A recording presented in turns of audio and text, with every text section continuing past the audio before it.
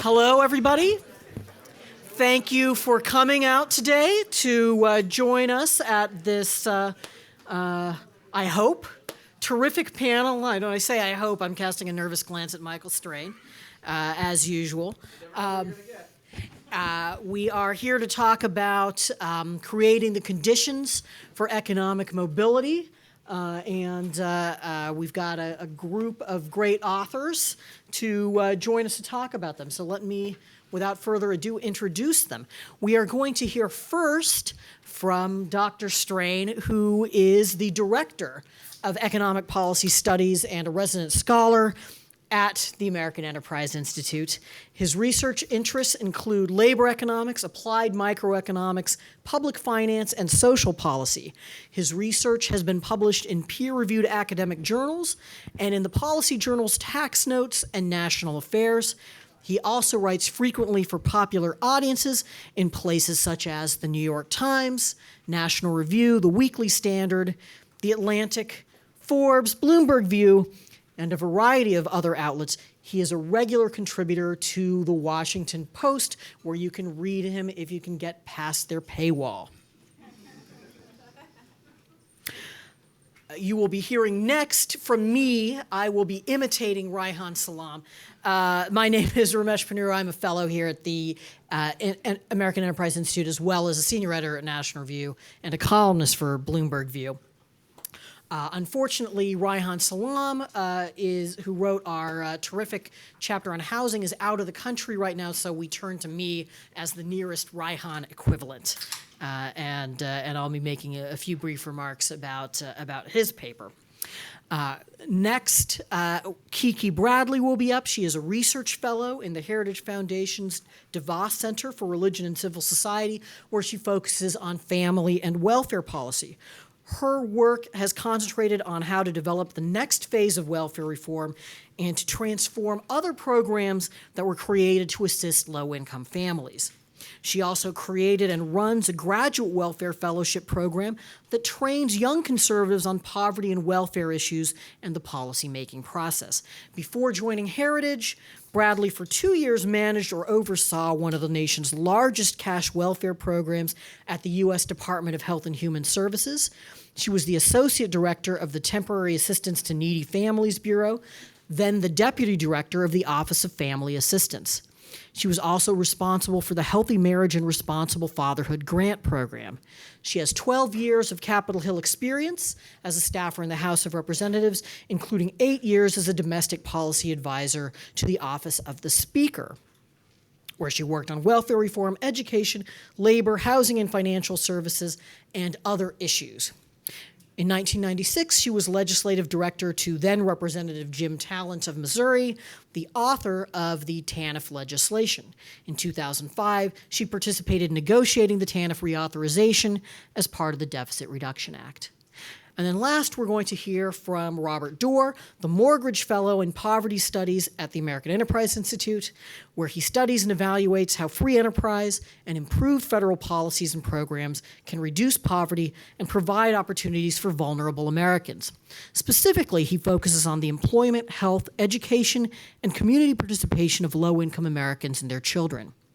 Before joining AEI, Doar was commissioner of New York City's Human Resources Administration, where he administered 12 public assistance programs for the largest local social service agency in the United States. Programs included welfare, food assistance, public health insurance, home care for the elderly and disabled, energy assistance, child support enforcement services, adult protective services, and domestic violence assistance, as well as help for people living with HIV and AIDS. Prior to joining the Bloomberg administration, Doar was New York State Commissioner of Social Services, where he helped to make New York a model for the implementation of welfare reform. Since joining AEI, he's written for the Wall Street Journal, National Review, and Real Clear Markets. He has a bachelor's degree in history from Princeton University, but don't hold that against him. And with that, we're going to hear first from Michael. Please tell us a little bit about your paper on employment. I will do that. Before I Do that. Is this on? Excellent. Thank you, everybody, for coming. I'd like to especially thank April Ponnuru and Neil Bradley and everybody else at Conservative Reform Network for helping to bring all of these ideas and all this research to a more popular audience and to have a real policy impact. And it's great to see so many people here today, especially so many younger people. So thank you all for coming as well. As Ramesh said, my paper, which is beautiful, have you guys seen these? Isn't this nice out there? This is the first time I saw them too. See, the Conservative Reform Network does a great job with stuff. So the paper's about employment, and as we all know, the labor market faces some serious challenges. As you can see from some of the charts in here, male labor force participation has fallen by 15 percentage points since the end of World War II. That's quite a bit. That's something to be very concerned about. It's especially concerning that this decline has occurred during periods of overall labor force participation increase because women had been entering the workforce, so the overall rate had gone up, but men were leaving the workforce. It's concerning that this has occurred during periods of overall economic expansion as well. It's especially concerning when you look at prime age male labor force participation. So these are workers who are too old to be in school, too young to be retired. That's fallen by 10 percentage points. If you look at even more targeted groups, you see that only 4 in 10 adults in the United States who are high school dropouts have a job. 6 in 10 adult high school dropouts do not have a job. 25% of African American workers are unemployed. So there are some pretty serious problems. Why is this happening? So these are kind of longer-term problems, shorter-term problems. Why is this happening? Conservatives like to talk about barriers to work, including unnecessary regulation. That's certainly a big part of it. If it were easier to work, if the labor market were less regulated, there would be more people in jobs. There are important causes found in institutions that are supposed to be imparting skills to workers. Those institutions haven't kept up with the changing and evolving nature of the labor market. That's a serious problem. There are serious work disincentives in public policy. Public policies that are designed to help people and designed to give assistance have, as an unintended consequence, disincentivizing work in many cases and keeping Americans out of the workforce, and that's a serious problem as well. Less remarked upon problems because they're more diffuse, I think, and harder to really pin down, deal with the demand side of the labor market. We see falling and stagnant wages, especially for lesser skilled workers, workers that didn't go to college and that haven't acquired a lot of skills. The demand for those workers has fallen as a consequence of broad trends, the adoption of technology by firms to automate certain tasks, globalization and the globalization of labor markets and product markets. Those broad, diffuse changes to the workforce that are affecting many countries have affected the United States as well, and have resulted in stagnant or falling wages, which has kept people out of the workforce and pushed some people out of the workforce as well. So there's a whole conflux of factors. This matters a lot. This is not a small problem. One of the principal ways that an economy grows is through increasing workforce participation. A growing workforce adds to overall economic growth in a very serious way. We're very concerned about the next 10 or 20 years of economic growth, and a large part of the reason for that concern are projections about workforce participation. So this affects the macroeconomy quite a bit. Conservatives care about public programs. If there are more people not working, then public assistance roles are going to increase, or at least the perceived need for public assistance roles to increase will increase, and that is correctly viewed, I think, as a problem in and of itself. There are social consequences to people not working, particularly to men not working. It's reasonable to argue that men who aren't working are less marriageable, and that has important ancillary effects. Men who don't have jobs are more likely to be incarcerated, and incarceration specifically and criminal justice reform generally are issues that are getting more attention, I think rightfully so. If men are not working, then that's only going to exacerbate that problem. The children of jobless workers fare less well than the children of workers who have jobs, and we should certainly be concerned about children who don't have any direct agency over these issues. Civil society is weakened by people who aren't working and by communities with low workforce participation. So there are a lot of effects on the macroeconomy. There are a lot of effects on federal programs. There are a lot of effects on society as a whole. And of course, workers' lives are impacted by this. And we believe, I think correctly, that work brings dignity, that work brings a sense of purpose to your life, that work helps to organize your life. It's the way that many of us contribute to society is through paid employment, and it's a necessary component of a full and flourishing life, at least for many people. And if there are barriers to work that can be taken down, or encouragements to work that can be implemented, that's a way to help more people lead the kind of life they want to lead, which is a good thing. And if public policy can help out with that, then all the better. So what should we do?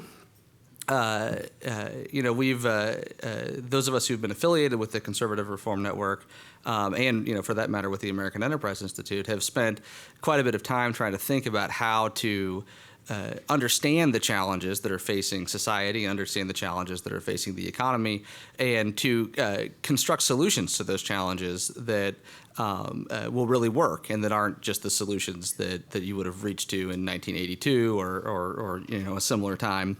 And in the booklet, I go through a few. I'll keep this relatively brief so that we can have plenty of time for discussion and of course for the remarks that follow. One policy solution that I think is particularly promising is expanding the earned income tax credit. The earned income tax credit is very simple conceptually. It's a federal earnings subsidy. So if you're a worker and you earn and you live in a household that earns below a certain threshold, then the government supplements your earnings to help you make ends meet and to help make work more attractive. This is attractive in today's world for the reasons that I talked about earlier, for some of the reasons that workforce participation is falling. If it's the case that as technology continues to march forward, as markets continue to globalize, if that's going to continue to put downward pressure on the wages and earnings of workers who aren't highly skilled, then these sorts of earning subsidies are going to be increasingly attractive and potentially increasingly necessary. At least that's a strong possibility, and one that we should prepare for and be thinking about. So the earned income tax credit has a complicated structure. It depends a lot on household size. If you have 3 kids and your household income is below a certain amount, then you can take home, about $6,000 or so in an earned income tax credit earning subsidy. If you have no kids, then you can take home about $500. And my proposal in the book is that $500 is too low, that workers without kids are a group of workers who we should be concerned about and should be increasingly concerned about. We saw when we expanded the earned income tax credit for workers with children that millions of people were pulled into the workforce. So it actually increased employment, and it pulled people who weren't participating into the workforce. And of course, it lifts every year millions of people out of poverty, including millions of children out of poverty. So that's a particularly promising avenue, I think, at least to explore as a way to get people into jobs and as a way to help alleviate poverty and make work pay. A second solution that I propose in the book is to expand work-based learning programs. So we all know that federal job training programs haven't delivered on the promise that they've put out, and oftentimes those programs are very ineffective. And a big part of that reason is because the job training programs rely on centralized bureaucracy to determine what skills workers need. The nice thing about work-based learning programs is that the determination of what skills workers need comes from the market. And so if you think about apprenticeship programs, for example, a firm is only going to attempt to hire an apprentice if there's a real business need for that apprentice. A firm's not going to hire an apprentice that isn't going to be able to contribute to the bottom line. And when that apprentice comes to work for the firm, then the apprentice is going to be learning skills that the firm values. And so both the creation of the apprenticeship opportunity and the skills that the apprentice learns in the apprenticeship opportunity are both being determined by the market. They're not being determined by bureaucrats, and they're not being determined in some sort of a centralized way. And that's obviously a very attractive feature. It's a feature that conservatives are right to think is very important. It is very important.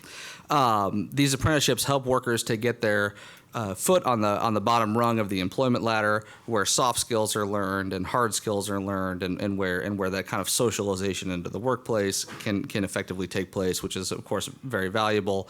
Apprenticeships can develop a network of professional contacts in a trade industry, and can really kind of put themselves on a path to upward mobility. As part of an apprenticeship program, the apprentice gets both a credential and real-world work experience, both of which are extremely valuable. And so I think there's a lot of potential in those programs, and we have evidence from other countries and from some American states, from some U.S. states, that those programs work decently well. And I think exploring those a little bit more would be really useful. I talk in the book about Social Security disability insurance, which is a serious barrier to work. Between 1989 and 2009, the share of adults receiving Social Security disability insurance payments doubled. Between 1989 and 2009, the share doubled. This at a time when workplaces were becoming safer than they had ever been, and at a time when we were switching from a manufacturing economy to a services economy where there's just much less risk of physical injury on the job. We need to modify this program. We need to make sure that it is not a permanent unemployment program, a place where unemployed workers go to and then never leave.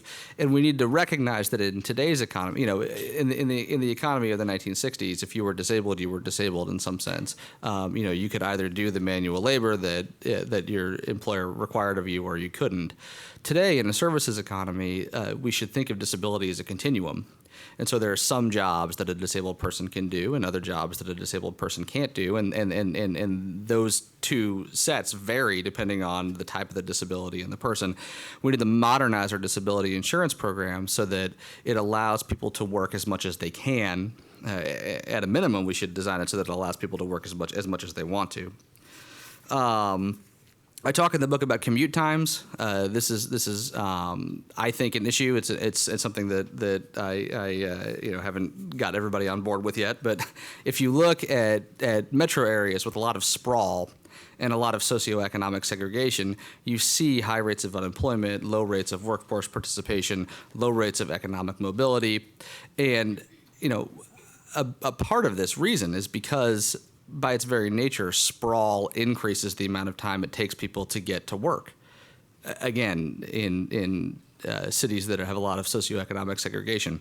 So, if you're talking about someone who's facing a commute time of 4 hours round trip, which is a characteristic in some American cities, if we could shave that down to an hour and a half, 2 hours, 2.5 hours, then some workers who are on the margin of participating might do so.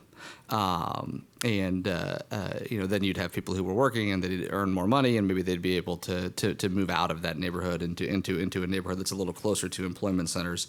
So I think commute times is something that conservatives should be taking a look at, because that does present a real barrier, I think, to a lot of people. I talk a little in the book about reentry programs for people who were incarcerated. When we first started talking through this book with the group of folks associated with the Conservative Reform Network, this was before criminal justice reform was really a big issue. I'm glad that it's picked up some steam since those initial discussions, and I think that there's growing recognition that trying to find ways for people who were incarcerated, especially nonviolent offenders, to more easily transition into employment is important, and that certainly should be included in an agenda for upward mobility in the labor market. I talk in the book about occupational licensing. 60 years ago, fewer than 1 in 20 workers needed a license. Today, nearly 1 in 3 workers need a license. Some of these licenses, of course, are legitimate. You don't want to undergo, or at least I wouldn't want to undergo brain surgery from somebody who didn't have a license to operate on people's brains. But a lot of these licenses are just prima facie ridiculous. If you look at the amount of training on average required to be an emergency medical technician, that stands at 33 days. A cosmetologist on average needs 372 days. An interior designer on average needs over 2,000 days. And so if you think, who should need more, an interior designer or an emergency medical technician, your answer is probably the same as mine. Certainly it's surprising that an emergency medical technician would need 100 times less. And so obviously that's a problem, and it's something that I think is a barrier to upward mobility for people. And finally, I talk in the book a little bit about, for just a paragraph, about the importance of culture. And, I think this is harder to talk about because it's more sensitive. And I think it's harder to study because it's hard to find good data about this. But, Americans should, I think, feel a duty to contribute. And those contributions are going to vary from person to person, obviously. But for a lot of people, that duty should compel them to get a job and earn a living and contribute to society through paid employment. Again, not for everybody, but for a lot of people. And recovering a culture where that is an expectation, I think, is important. Recovering a culture where if you have children, you try to support those children as best you can, I think, is important.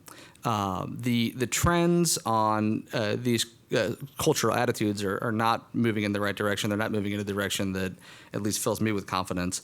And so I think that makes it only more important that people who agree with what I just said are more comfortable saying what I just said, and hopefully we can help to change the culture in such a way that the default is to get a job and the default is to take care of your children. So I think I've used my allotted time. Thank you all very much again, and I hope you read all the little books.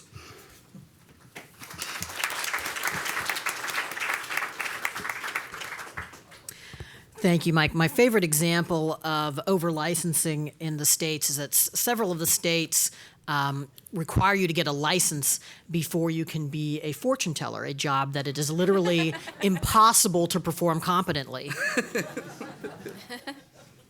But as we mentioned, I am here to be a lower energy version of Reihan Salam and to discuss his paper on housing and its role in promoting economic mobility. As you can see, we've hit on the strategy of encouraging homeownership by just making the homes very, very tiny, so that they can fit in somebody's hand and everybody can have one. We're all about new ideas here. Reihan begins the paper by talking about the old strategy that both parties pursued for a long time to promote home ownership, a strategy that went pretty far in the 90s and 2000s and involved loosening credit standards. And while Reihan doesn't get into the pretty knotty debate about the role that played in our economic crisis, he does point out that the strategy just on its own terms doesn't seem to have worked, that it may have been a strategy to promote homeownership, but it was not a strategy to promote sustainable homeownership. And then he goes through some of the data that has been accumulating in recent years about the role of high housing prices and of restrictions on land use in locking poor people out of opportunity, in locking lower middle class people out of opportunity, and creating a real barrier to geographic mobility. As he puts it, opportunity-rich regions are in effect raising the drawbridges against low and middle-income families looking to better their lives. As it happens, I believe that our friends at Brookings today are releasing their own study that very much complements this analysis and points out that between 1880 and 1980, you had a lot of regional convergence in the economic prospects of our countrymen, where the lower income regions were making faster economic progress than the higher income regions, and this has gone into reverse since then, and the paper they have suggests that land use restrictions have a lot to do with that. Reihan points out that you have some right-of-center states, Utah and Texas, for example, that have been pretty good at preventing these sorts of obstacles from being put in place. And as a result, you have a lot more of that kind of geographic mobility. But you have some bluer states, and of course, California is the example that comes to everybody's mind, where these restrictions are pretty draconian and have been pretty effective obstacles. He points out that this has had the kinds of consequences that you'd expect based on economic theory. So low-income Californians spend a much higher percentage of their income on housing, thanks to these restrictions, than low-income people in other parts of the country. And he points out that if you look at a poverty measure that doesn't account for the cost of housing, it'll look as though Texas has a higher poverty rate than California. But if you do take account of that cost, Texas starts to look much, much better on those poverty indices than California does. He suggests a couple of reforms while recognizing that the problem is hydra-headed and will require action at the local and state as well as the federal level. One of his ideas, which he knows and we all know is an uphill climb politically, is to tackle the mortgage interest deduction, not by eliminating it, although there is a theoretical case for doing that, but by converting it from a tax subsidy that primarily works to encourage affluent people to buy larger houses into a tax credit that is more targeted at people who actually need the assistance, and is more limited, is not as open-ended as today's mortgage interest deduction is. Second, he suggests changing the way we help low-income people get housing so that we are not, instead of trying to loosen credit standards, for example, we are encouraging savings for a down payment. And he talks about ways the FHA could be changed in order to realize that vision. He talks about lifting zoning restrictions and other kinds of discriminatory government restrictions on manufactured housing, which is not something that we tend to talk about much in Washington, but I think does make a lot of sense if we're talking about expanding mobility and opportunity. But the basic idea here, which I think actually, as I suggested implicitly by mentioning Brookings, has some opportunity to transcend some left-right divisions, is that when we're thinking about tackling poverty, we have to remember that historically, geographic mobility has gone hand in hand with economic mobility. A lot of the ways people have moved up the economic ladder has been by leaving declining regions and going to regions that offered more opportunity. And that's not the path that everybody has to take or that we want to make everybody take, but it is a path that we should allow people to take without putting extra obstacles in their path. And for that reason, I do think that that Reihan's booklet on housing is one of the most important and promising areas of reform that we've identified. And now we turn it over to Kiki. Thank you, Ramesh. I want to thank AEI and CRN for having this forum today, and CRN for publishing the Room to Grow series. It's been an excellent series. These are just 3 of several of their booklets about policy issues this time of year, so please look into all of those. They're excellent. And thank my family for being here, especially my son, Peter. Who was obviously enthralled by my discussion of housing. I can see it. Yeah. Yes, he was upset his picture wasn't on the cover of the poverty booklet itself. So next time, sweetie. Anyways, it's an age-old question. How do you help people out of poverty? And obviously, 50 years ago, Lyndon Johnson tried to do just that. He was well-intentioned. He hoped that the programs that he would create would be short-term assistance and help people back on their feet to self-sufficiency. Unfortunately, largely that has not happened. Our poverty rate has pretty much been status quo over the last several years, a couple of decades actually.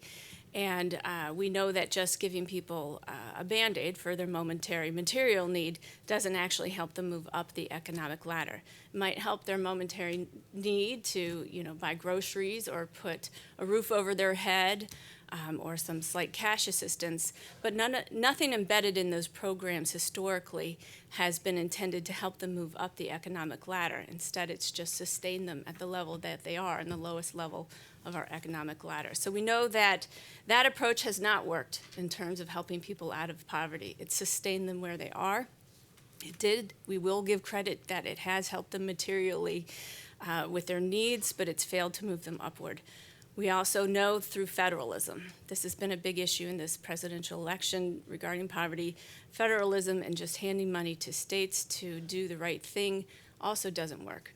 We've had a couple of very proactive governors out there who have helped to try to move people up the economic ladder. I'm thinking of the governor in Maine, who has put a very aggressive work requirement in place for food stamps there.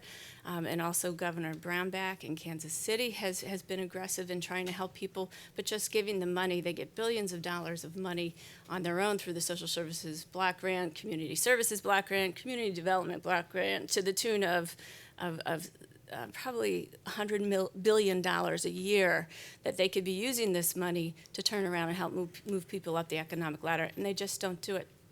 There's an attitude of a path of least resistance in the states when it comes to helping people out of poverty. I'm here with good news, though. There is one approach that we have seen that works, and that was the TANF reform that happened in 1996. And I know people get tired of hearing about it. It's like beating a dead horse. Okay, welfare reform from 1996, we get it. Well, we can't say it enough, because that is the model that we need to be using to replicate into other programs. What was it? What was it about that TANF reform that worked? It's important to dissect this to understand how they helped 2.8 million families leave the welfare rolls for jobs. We shrunk child poverty. We had the lowest black child poverty rate in the history of our country when we did this. We had the highest number of single women with children working, and it's a tertiary benefit, but we capped spending, federal spending on this program. Instead of letting it rise, which it was rising about 5% every year, we kept it static. So we've actually saved money, shrunk the welfare rolls by more than half, reduced child poverty, and we had higher employment for single women with children than ever. These are great outcomes, despite all the naysayers who said putting in work requirements into TANF would be throwing children into the streets and gutters. So we had great success. What is it about this matrix of reforms in TANF that worked? Primarily, it was the work requirement. We required able-bodied people, not disabled people, not elderly people, but able-bodied people, work-age people, to perform 30 hours a week of work in exchange for their cash benefit. Robert and I were talking earlier, what does work mean? The definition of work in the TANF law is actually 12 activities, only 3 of which are actually jobs. The other 9 are job skills training, getting your GED, learning English as a second language, job preparation activities. You have to perform one kind of activity or a combination of those activities to do 30 hours a week if you're an able-bodied recipient. That was very key to the TANF reform. But it wasn't just the work requirement that helped people become employed. We had a penalty in place for states. If they didn't get 50% of their able-bodied population working, we had a penalty of 5% of their block grant would be docked the next year round. They would lose their money, and a letter would be written to their governor telling them that they were negligent in meeting their work participation. I know this because I ran the program for 2 years over at HHS, and in the law we had to send a letter to the governors and let them know if their state HHS agency failed to meet the work requirement. If they failed to meet it, we alerted them and said, we're going to have to dock your pay. The first thing they'd say was, please don't send a letter to the governor. Please don't let him know yet. Give us a 6-month period to try to move our work requirement up. So there were various penalties in place, and that actually motivated states to comply with this. The other motivating factor was money. We said if you shrunk your state's caseload, you could keep the savings and use the savings and that difference on other work-related or low-income-related activities. A lot of states use their savings money to do, like, pay for bus transportation to and from the jobs. Some of them supplemented their child care budgets because they needed more money to help these people pay for child care.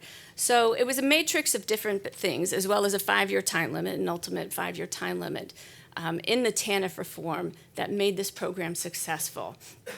Now, where can we place it today to help expand this success? There are various places. We have 80 welfare programs that the federal government runs to a tune of $1 trillion a year.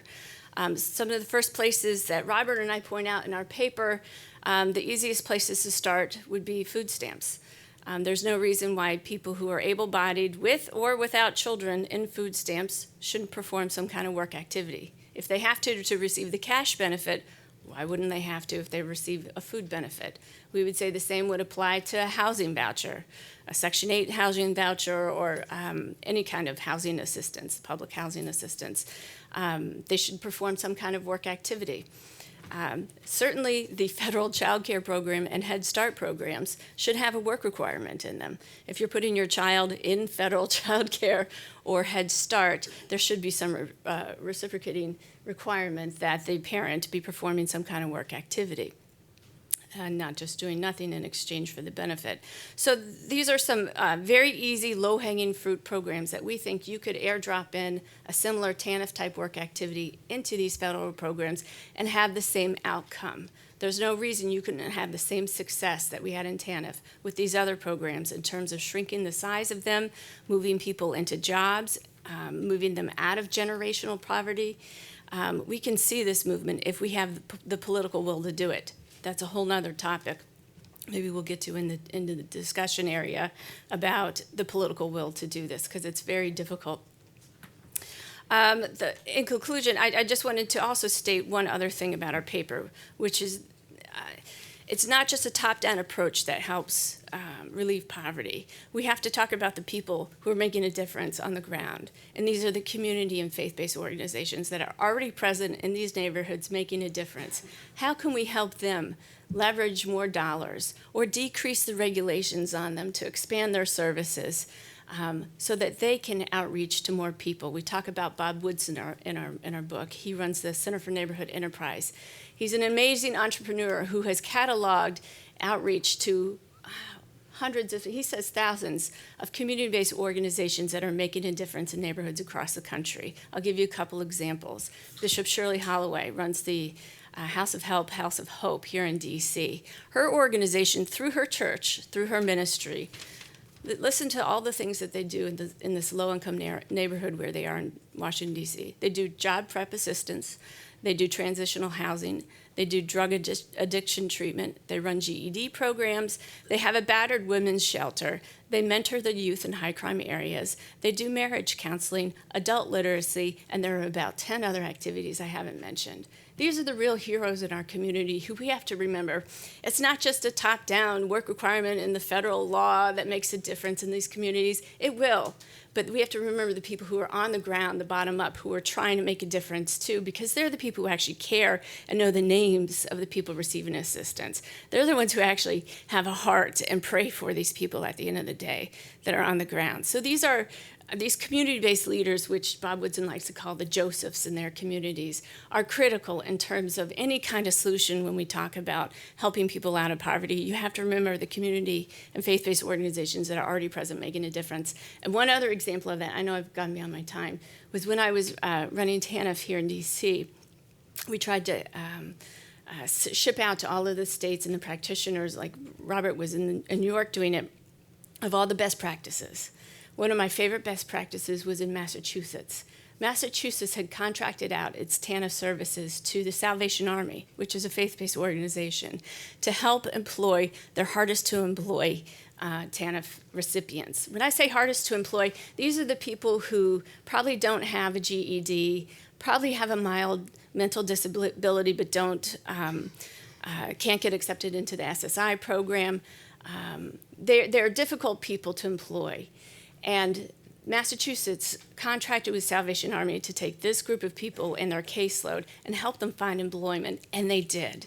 They helped them find employment beyond anyone's expectations and got all of these hardest to employ people jobs. So it can be done, and we should utilize the people on the ground who are doing it the best, like these groups, and have this kind of partnership together. So I hope you enjoy the reading, and thank you again for having us.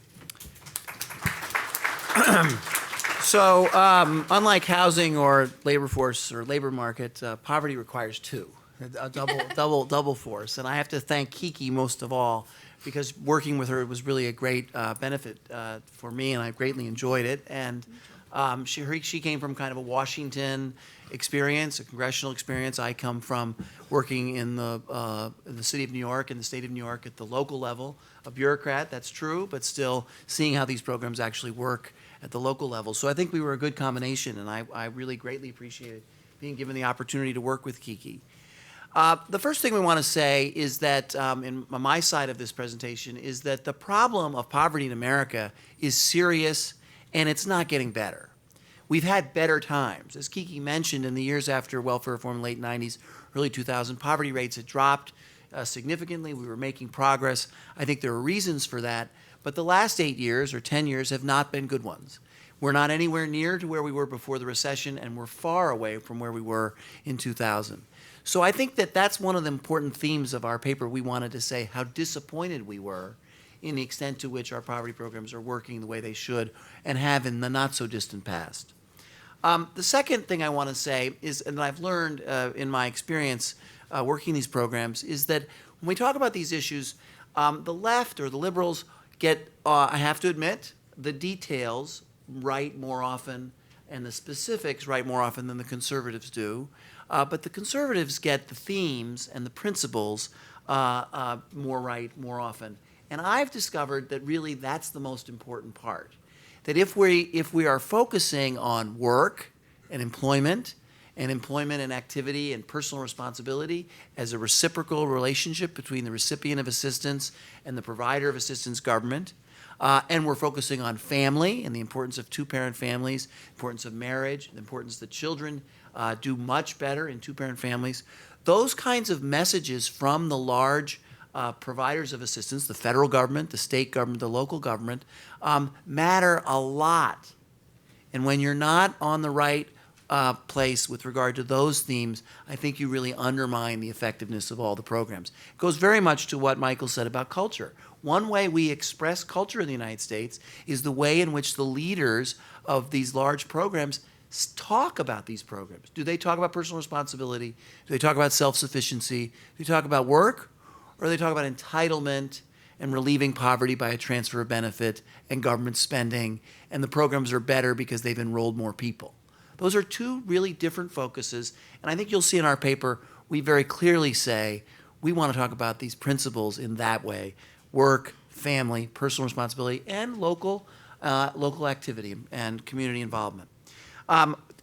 Kiki has already talked about TANF. I'm not going to mention any more about that. We do believe that work requirements in public assistance programs work successfully, and to the extent that the current administration has not emphasized them enough, or states have been able to get around them or played games to manipulate them, we would say that we ought to go back and fix that. That ought to be changed.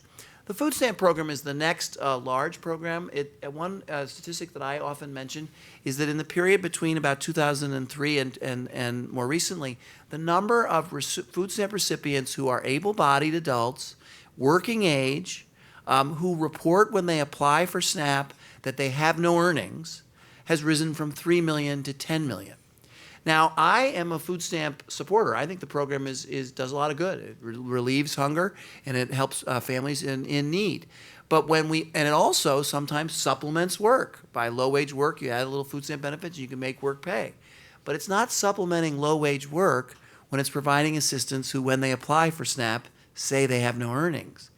And secondly, it's not really providing assistance to the family by addressing their most significant problem. I was the chair of the National Hunger Commission during the past year. We went around and talked to food stamp recipients, and many times we were told that program, and to them it was a big federal government program, does really good at giving me an EBT card. It does nothing to get me a job. So Kiki and I in our paper reiterate work should be important and emphasized in all of our programs. When it comes to family, we talk explicitly in the paper about the importance of promoting the importance of two-parent married families in children's lives. It is unquestionably clear in the data that children just do better in two-parent married families than they do in single-parent families. And a lot of kids in America are born into single-parent households. More than half of children born to women under 30 now are born into single-parent families. So it's a serious issue, and it's a problem, and it's not a way to prepare children for the future in those circumstances. And we have to be honest about that. I don't want to preach. I don't want to impose my values. I just want to be educational with young people and with our society that two-parent married families matter a lot, and we should say so. Now, in recent years, I think people on the left have come around and kind of, the data overwhelms them. They've kind of agreed with that. But they don't like to say it very much. We like to say it a lot. We think it's important to say it. It has to do with that cultural message issue. And the other thing that will sometimes be said, and Kiki and I think reject this, is that we know this is a problem, but there's not much government can do about it.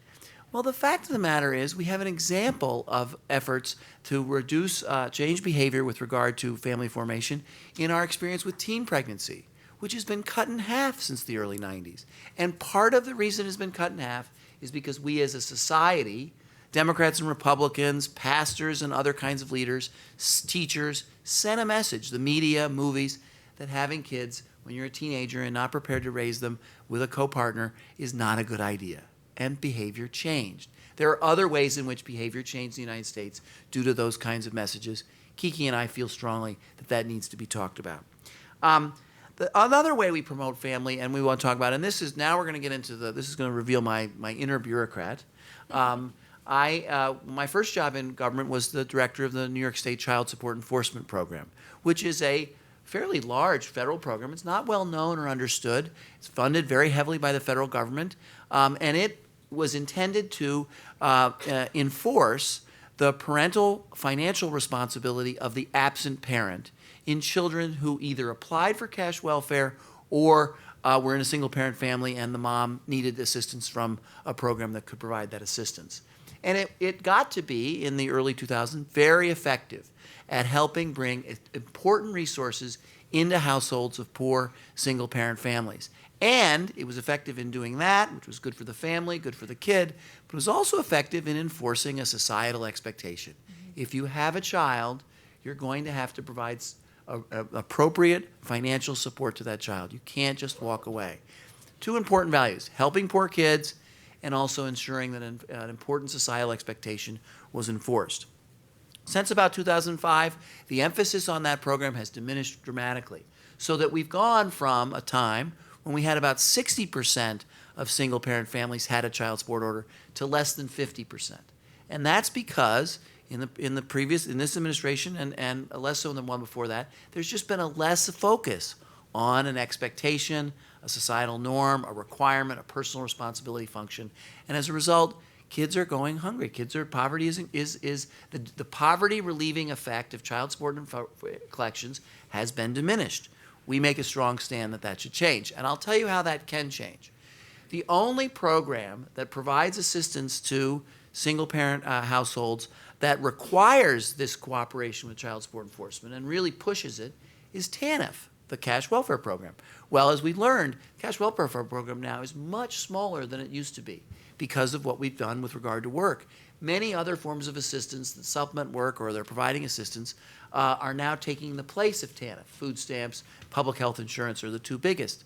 Those programs don't ever ask when the single parent, man or woman, comes in and seeks assistance and says, one of the reasons I need assistance is because there's no other parent in my household and I'm not getting any support from the other parent of my child.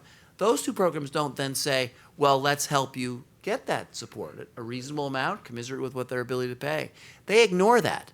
They ignore that because, in my judgment, the prevailing attitude and culture about that is that that's really not coming from Washington, not something we should get involved in because that's personal responsibility.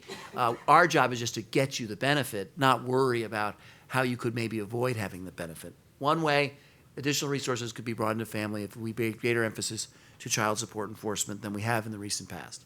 And then finally, Kiki and I make a strong stand for something that sounds very obvious, and it is obvious, but it's surprisingly not well followed in these programs. And that is, we believe in performance-based contracting. We believe in paying for performance, paying for outcomes. There are incentives in these programs to increase the number of enrollment, when really what we want to talk about incentives, financial incentives, to increase the number of people who are working or not needing to benefit from the program because they have moved up and out of poverty. That's the goal. The goal is not only to relieve material hardship. The goal, even President Johnson said, was to help people achieve self-sufficiency so they stood on their own 2 feet and earned their own success. We're not doing that in America now. We should be and we could be. And I appreciate the opportunity to talk about these issues. Thank you.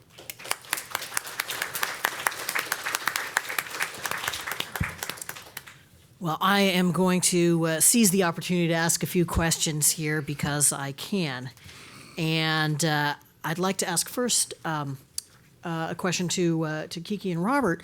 Either one of you, you were saying how people get tired of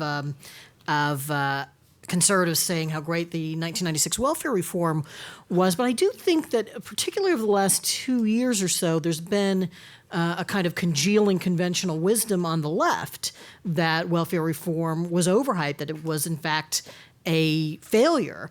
And in particular, that it increased deep poverty, the number of people who are subsisting on $2 a day or less. Is that right?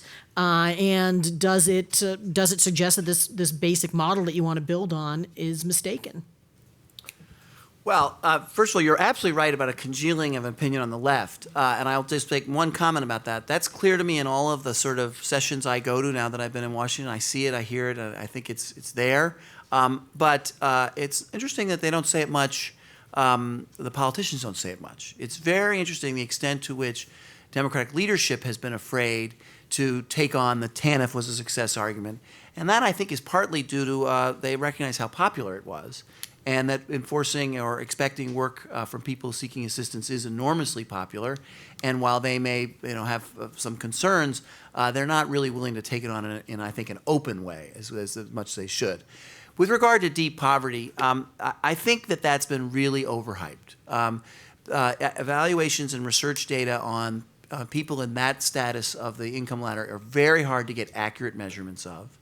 The book that's gotten the most attention, the $2 a day book, I think plays a kind of a game with that statistic. When people think of $2 a day in the world context, they're thinking about total resources available to the household are $2 a day. Well, the fact of the matter is they didn't count the value of food stamp benefits when they calculated it. And as they calculated, they viewed it as $2 a day when they asked on Census Bureau reports, which aren't accurate, especially at the tail end of the income distribution line. How were you living? Did you live in this condition for 1 month? Well, lots of people over the course of a year, for a variety of reasons, in between jobs, might have cash income that's zero for a month. But if a real more interesting issue was you were in that condition for more than 3 months. There, the increase from even using the data that they use has risen a very small amount, and the number is only 1% of households. So I strongly reject the concept that deep poverty has increased. What has increased is that there are a group of single-parent households who used to be on TANF and food stamps, and may or may not have worked off the books or not, but that was the way they brought their resources together, may or may not have gotten child support collections. Now they're not coming to TANF because they don't want to deal with whatever TANF says. They don't want to go to the job training program. They don't want to show up somewhere. They want to get SNAP without any questions asked, and they're getting SNAP. The vast majority of the people that people write about in this are on SNAP. There's no question. So the one thing you want to say about that is they're not disconnected from a government program. I ran that program. They have a card. They went and saw a government agency. They got the card. They're getting $300, $400, $200 a month on a regular basis. They have a caseworker they can go talk to.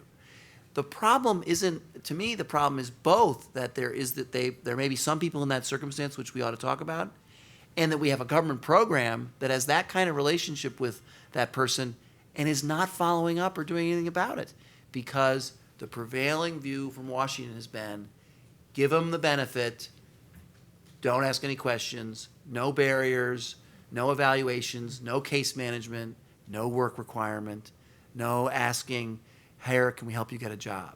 And I think that is a problem and should be addressed. But I do, and I believe my friend over at the Manhattan Institute, Scott Winship, is going to come out with something that pretty strongly knocks down this deep poverty thesis. I agree with everything that Robert just said, yes, fully. The only thing I would add was that when we did welfare reform in 1996, everybody assumed we did welfare reform. That means poverty should be lowered and we reform the entire system. What people fail to understand, which the left capitalizes on, is that when we reformed welfare, it was one of 80 federal welfare programs. We did the job and we did it pretty right on TANF, but we've got 79 other federal welfare programs that now have to have that same mechanism replicated in it. And then I think you would see overall welfare rolls shrink and the poverty rate shrink as well. So I think that's a common misconception that the left likes to capitalize on, that, welfare reform was a failure. We still have the same poverty rate. There are 46 million people in poverty. What'd you do? Yeah, We reformed one of 80 programs, and it's time to finish it up and do it right and do the other programs too. Right, and just to add to that, one of the ways the left shows the inadequacies of TANF is that when they act about what happened in the post-recession period, they talk about how few people turned to TANF in the wake of the recession. And they ignore the fact that millions of Americans turned to other programs that relieve their material hardship or help them during difficult times. Unemployment insurance, public health insurance, food stamp benefits, housing assistance, heating assistance. The path to TANF is a long one, and there are other forms of assistance that are in place. When it fits their arguments, they say this one big program that's supposed to help poor people did nothing during the recession, without mentioning that millions of Americans were benefited by other forms of assistance that people turn to first. Michael, you mentioned globalization as one of the factors that has led to dropping male labor force participation rates, especially prime age men. And I think I'd be remiss in the political context we're operating in not to ask, does this mean maybe we should slow down the process of trade liberalization, maybe even throw it into reverse? No, it doesn't mean that. Though I think it is a good and certainly a pertinent question right now. The benefits of free trade are real, and are non-trivial, and are enjoyed by everyone in this room and everyone who's listening on the live stream. The problem with trade is that it was sold for many years as a win-win for everyone. And, while it's true that increasing trade between the United States and China is a win-win for the United States and China, it is not true that it is a situation that results in everybody in both countries winning. And certainly there are people in the United States who have been made worse off because of trade liberalization. I think the question of whether we should roll back trade liberalization is difficult politically, certainly, but if you look at the effects of trade, the winners pretty clearly outbalance the losers. There are many, many more winners than there are losers, and the winners win much more so than the losers. Secondly, if you look at the time horizon, I think that's also important. We are coming out of the China shock right now, the adjustment to U.S. labor markets that was a consequence of opening up trade with China. The benefits of trade with China are going to last for decades and decades and decades. long after the acute pain of trade with China has faded into memory. So the adjustment costs happen first, and the benefits outlast them for much longer. So you have to think about the time horizon also. And finally, there seems to me to be no alternative, even if we wanted to, really roll back trade. I don't know how we would do that. I don't know that we would want to. I mean, do we really think that massive tariffs are a good idea? Should we be, imposing fines on firms that export? Do we really want to build a wall around the country? Is that even possible in a global economy? I think the answer is in a general sense, no. All right, well, thank you. And with that, I'm going to open it up for questions. I believe we have some microphones here, so if you'll wait for me to call on you and then ask a succinct question that takes the form of a question. So, back there, yes. Yeah. Yes, microphone's coming to you. Hi, my name's Luke Phillips. I work for a guy named Joel Kotkin, if you've heard of him. I'd like to push back a little bit on Kiki's point about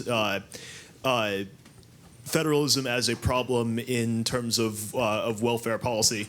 And I understand the sentiment, but it just seems to me that in an era where the presidency looks increasingly likely to be controlled by Democrats who do not have the TANF kind of mentality on how to reform welfare, it seems likely that if we were to push for a system that had greater control in Washington and less control in the state houses of how that money is spent, then the states that are doing welfare right already, like suppose Utah, Texas, Florida, et cetera, would be coerced into systems where, in order to keep their federal funding, they would have to make reforms that are actually detrimental to the people on the ground in those states. So I just wanted to hear your thoughts on that potential prospect. No, thank you. I appreciate it. And it's a relevant discussion considering most of the presidential Republican primary candidates had platforms of federalism in terms of their welfare reform approach.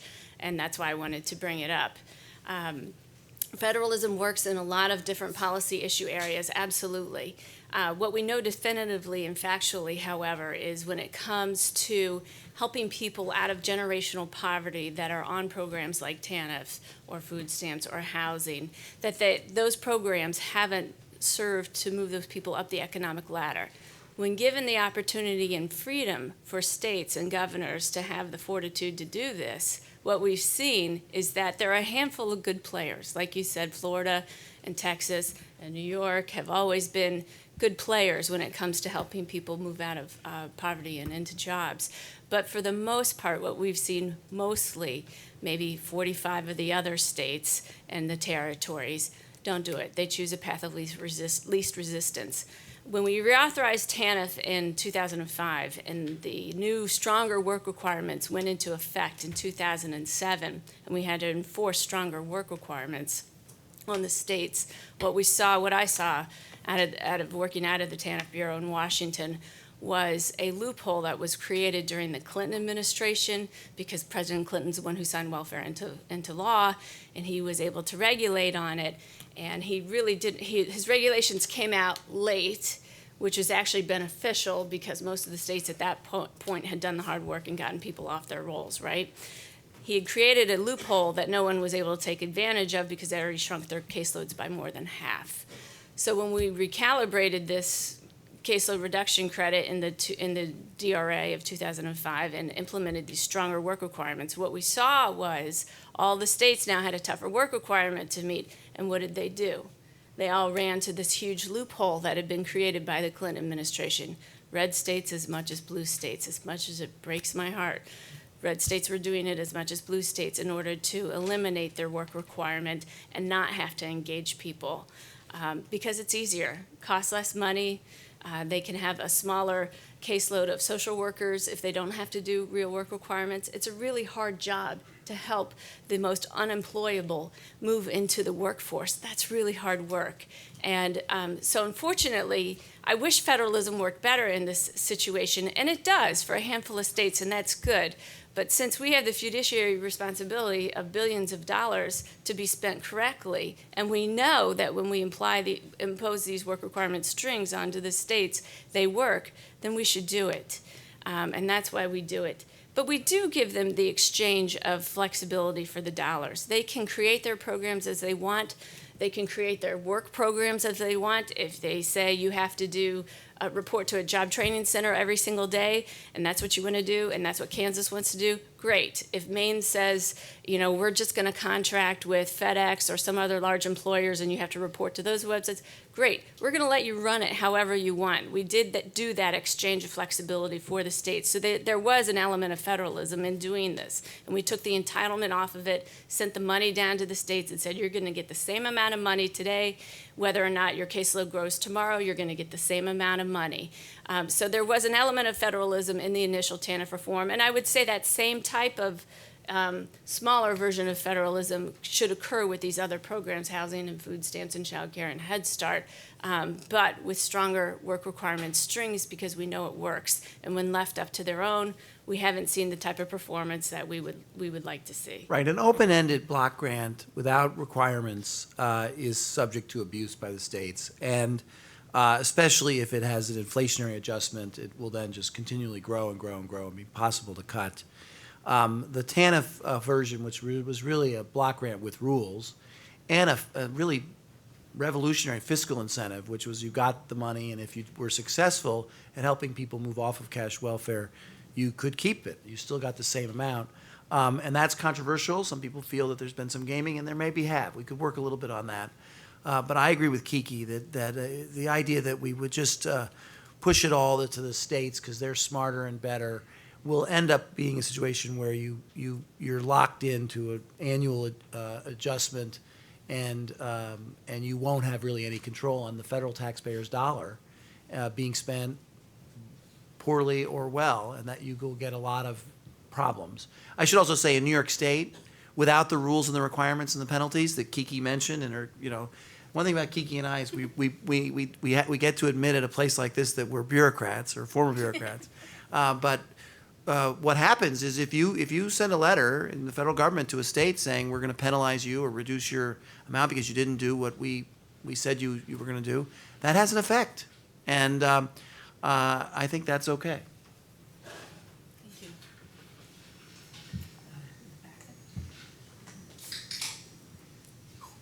Thank you for speaking here today. This is addressed for a short answer from each member of the panel. But especially since so many of these proposals that you've made today are politically difficult to express or to get public support for, is there a single reform that each of you would propose or encourage Congress or a future president to focus on in order to simply start in the right direction? Well, I think it depends on who that future president is. Let's take the most likely case and say that it's Secretary Clinton. There has been some real bipartisan efforts around the EITC. I don't think that it's accurate to say that expanding the EITC for childless workers enjoys massive support among Republicans, but certainly some significant Republicans, including Speaker Ryan, have spoken favorably about expanding it and seem open to that. So I think that, and it's a relatively simple reform, and one that I think that we would know how to implement without too much difficulty, and it's not terribly expensive in the grand scheme of things. So I think if I had to pick one, that would be it. At the state level, I think occupational licensing reform is really a no-brainer. Yeah, in our area, what I've noticed is, especially as we approach the anniversary of welfare reform and work-based welfare policy, where it's getting harder and harder to find any Democrats that are willing to admit that they supported it and would come to an event to talk about that. there is a divide, and it's hard. But I think there's a variety of sort of small bore issues that an activist president and a speaker like Paul Ryan could come to agreement and make some positive change. But it's important, in my judgment, that Republicans not look to get a deal and forget their principles with regard to work and family. Yeah, ditto. I see Ryan Martin in the audience, not to shout you out there, from Ways and Means Committee. Ryan works very hard at helping to promote work requirements across the board in issues, policy issues other than just TANF. And I know I can speak on myself when I saw the Paul Ryan Welfare Upward Mobility Task Force proposals. 3 different areas they put in work requirements, which is outstanding. It didn't used to be that way. They recommended shoring up the TANF program to close those loopholes so that it continues to be a strong work-based program.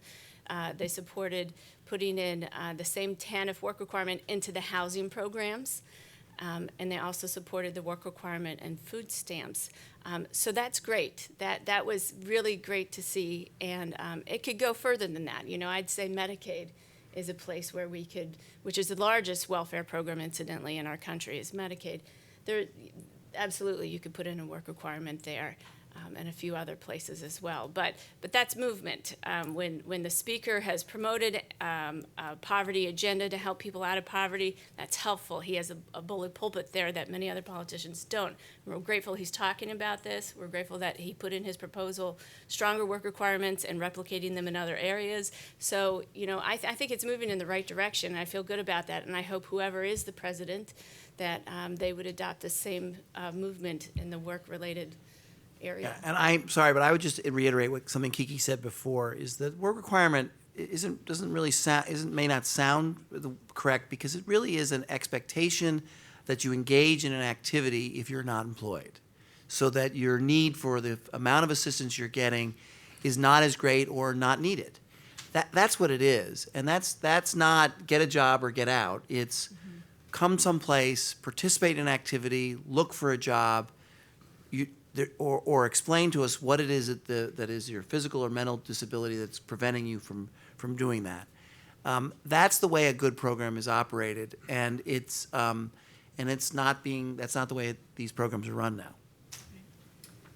Back in the middle there. Thank you. Mike Webb was kind of building on the family aspect in terms of how two-parent families often help with children and their performance. My question is that if people, even on welfare rolls, operate under an economic model, economically rational, we acknowledge that there is an incentive to get into, to destroy families. How do we, unwire that to make an incentive to get married? That's a hard one. You want to try it because you have some. I'm not sure I understood the question. How do we provide incentives to get married? Well, we could pay people to get married. You know, if you had a dowry, a federally funded dowry of some kind.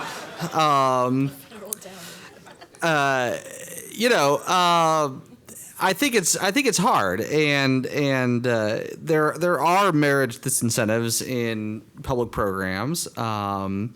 And I think exploring whether those disincentives are worth it is a valuable exercise. You know, in a lot of cases, another way to describe a marriage penalty is to say an acknowledgement that two people are able to pool their resources and need less assistance than a single person. So, you know, a lot of it depends on how you look at this, and a lot of marriage penalties actually are pretty reasonable features of public programs. But I think looking at those is important, especially, you know, if marriage rates continue to fall. You know, I really think that it goes back to culture, and it goes back to social norms. And changing culture and changing social norms is really difficult, and it's harder than, you know, passing a new law or modifying a program. But it requires public leadership, and it requires people. You know, Charles Murray here at AEI makes the point that people who are educated and well off and earn a good living need to preach what they practice. because those people tend to be married. They tend to invest a lot of time and resources into their children. And I think that's right. And I think that actually could go some way toward recovering that culture, creating a norm or expectation. That's not an incentive, but it is kind of a cultural institutional framework. I appreciate your question because it's fundamental in terms of why are people in poverty and why does it seem to grow? It's because, well, I would argue, and I think Robert would argue too, of the disincentive structure of these current welfare programs that are paying people not to get married.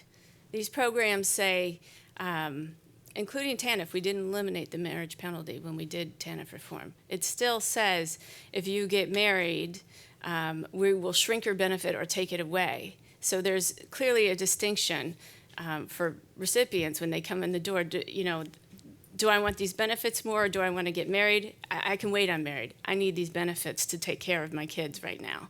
So we've made that choice with our programs, with food stamps, with housing, with LIHEAP, with Medicaid, with child care, TANF. This disincentive to marriage exists. It's real. And the out-of-wedlock birth rate when Lyndon Johnson started the war on poverty was 7%. Today, it's a little over 40%. In the Black community, it's 73%. It's just, I would argue that's what's destroyed the African American family. Its dependence on welfare and its expectation that you don't get a job, don't get married, and we will give you money. If you have one child, we'll give you $300. If you have 2 children, we'll give you $600. If you have 5 children, we'll give you $1,500. We keep multiplying it. The more children you have, the more money we'll give you. Just don't get a job and don't get married. This is destroying families. And you wonder why things are happening in inner cities, the reasons why they're happening. This is one of the reasons. I would argue it's a big reason. We've destroyed the incentive and families in inner cities to getting married and being core units again. So we have to figure out how do you reverse that. And like Michael said, this is a big Titanic ship to try to turn around, to re-incentivize marriage and wait and putting off childbearing until you get married. We have to figure out how to do that. We created the Marriage and Fatherhood Program when we did the Deficit Reduction Act in 2005. So we're giving grants to states right now to do marriage promotion in low-income communities. And that's something. That's a nugget. It's not nothing. But turning the ship around, it's not doing. We know that. If we could phase out these marriage penalties in the EITC, I'd start with the EITC since it's a work-based program, and if we could do it in TANF and food stamps, if we could phase those penalties for marriage out so that there isn't a choice between benefits or marriage, they don't have to make that choice, we should. The problem is it's expensive. It's really expensive to do that. But these are the things our politicians need to think about if they want to try to stop and end the generational poverty and try to resecure families in these low-income communities. It's important if you want to see a change in the culture, and it's going to take decades to do. But we can do the right thing. Again, it goes back to that tricky thing, which is the political will to be able to do it. I would just only add that the issue is a problem of all races in America, Hispanics, whites, and blacks. While the rates are higher for some minority groups, the number of children born to non-married women, the number every year is much higher for white Americans than it is for any other racial group. So it's a significant problem. Charles Murray has made this point for all Americans.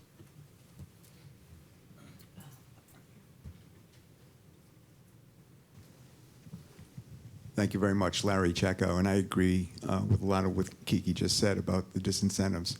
But I'd also like to say something that the president of AEI said a couple of months ago, which really struck me as being very, very insightful.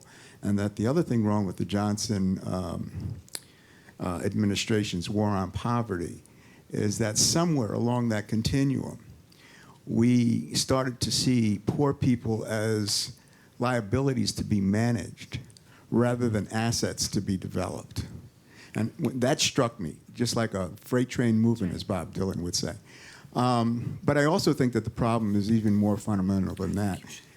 Part of the other situation is housing. We've basically created islands of poverty. And to your point about people going on this continuum, these people live in an echo chamber.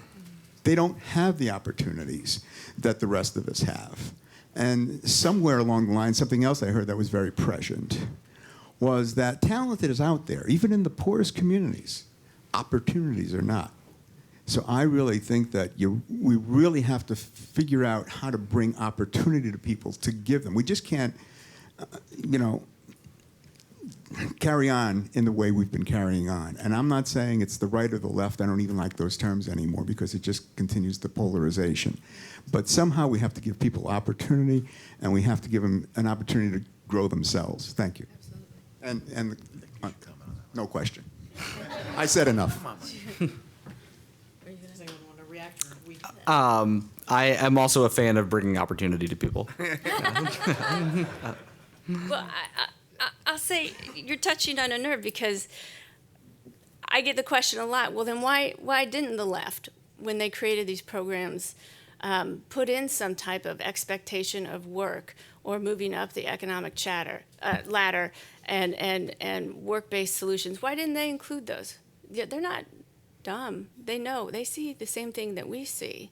And to quote George Bush, when he was talking about social promotion amongst children in schools, there's a soft bigotry of low expectations that poor people who are on these programs aren't able to move up or achieve. It's horrible. These people, have a God-given ability just like anybody else. And we need to tap into that and find that and help them move up and find the right opportunity that fits them. And that's really hard to do. Well, and I That would too. just like to say that's what they did in welfare reform. That's what they People who had said we could not work, they were the real heroes. I didn't get people jobs. The federal TANF program didn't get them the job. They got the job. Yeah. They increased the never married labor force participation rate from 45 to 65%. Not the government program set the environment, but they showed what they could do. We got time for one more question? All right. I was the first person to put my hand up. I'm the last to get called. My name is Femi Akibi, and I'm a Nigerian. My question, I thank the panel for a good discussion. The housing segregated law of the United States that started as early back have created a permanent underclass, a colony under the country. This underclass could not find their own way out. We have a different social standard, a different culture, different code of ethics that does not get a chance to even get to the main system. These are the creation of all the social issues we're discussing as housing, poverty, and employment. How do we reverse some of these possibilities? I think it's certainly the case that opportunity is not uniformly distributed, either across individuals or across different parts of the country geographically. And that's an important fact to keep in mind. Of course, it never will be perfectly distributed. That shouldn't necessarily be the goal. But I think we have to do what we can, and we are where we are, and we have serious problems, and those problems have been outlined in this panel discussion. But even those problems are only a minority of the problems that we have, and we have to look for opportunities where we can pull people into the workforce. We have to look for opportunities where we can change public programs to help them to reward the things that we think need to be rewarded and to do as little damage as possible. We need to help overall economic growth, which creates opportunities for people. We need to talk more about family and culture in order to set social norms and cultural expectations. And we need to do what we can to push the country in a better direction. And it's not going to happen overnight, and there's not going to be some law that gets passed that makes everything better. And there's not going to be a president that's able to solve all of this in his first 100 days. Kiki made an analogy about kind of moving the Titanic a little bit, and that's what this is. This is a serious issue. And we just have to do the best we can, I think. Well, I would like to finish by thanking the Conservative Reform Network, the American Enterprise Institute, these terrific panelists, and you, the audience, for contributing to this wonderful discussion. Thank you, Ramesh.